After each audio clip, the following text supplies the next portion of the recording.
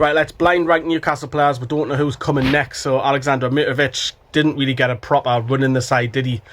Newcastle fan. We signed him. We got relegated in the Championship. Even Darren Murphy kept him out the side at times in the Championship, and then he moved on and done better things with Fulham. But Mitrovic going to stick him down in 8th place. Who's next? Hatem Ben Arfa. What a talent. What an unbelievable talent. Sometimes go missing in games, but when on his day, blooming hell, he was up there with the likes of Lionel Messi and Dimitri Payet. That just individually skill. His goals against Blackburn, I think that's his best in the FA Cup. If you haven't seen it, go on YouTube, unreal.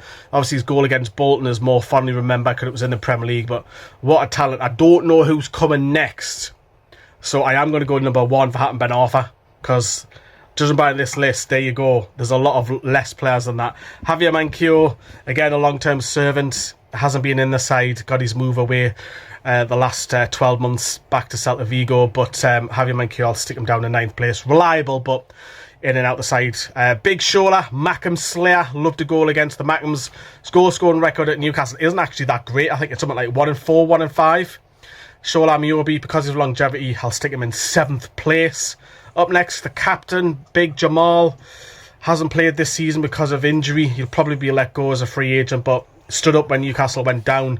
And then we had a great partnership with Kieran Clark when he signed in the Championship and then in the Premier League as well. But he's fell down the pecking order, but I'll go 6 for Jamal Lascelles. Up next, Jonas Gutierrez, Spider-Man. Of course, came back heroically from cancer.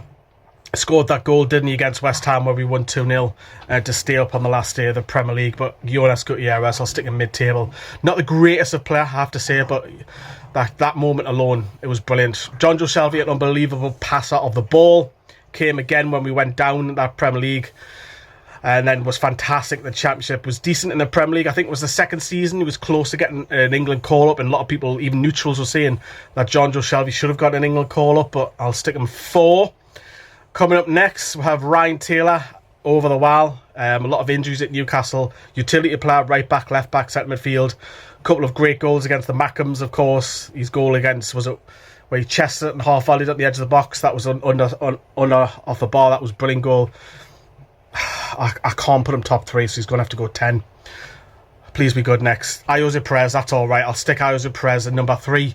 Obviously got his move to Leicester. They triggered a release clause. We had no option to sell him for 30 million, but that season before he went to Leicester, I think he scored something like 17 goals, his best. Bit of a scapegoat, was picked on quite a lot, wasn't he, because of his goal scoring form, but he was actually a bargain for 1.5 million. You can't have gone wrong with that. And then number 2, I wouldn't have had James Milner to be honest. I would have had him a lot further down the list. Done better as he left Newcastle, but did keep Nobby Solana out the side, didn't he? I think Solana went to Aston Villa, then he came back again. But James Milner was decent for us on that right side, but he'll be number 2. But realistically, I would have put him further doing that list. But there you go, and that is my 1 to 10. Am I happy with it?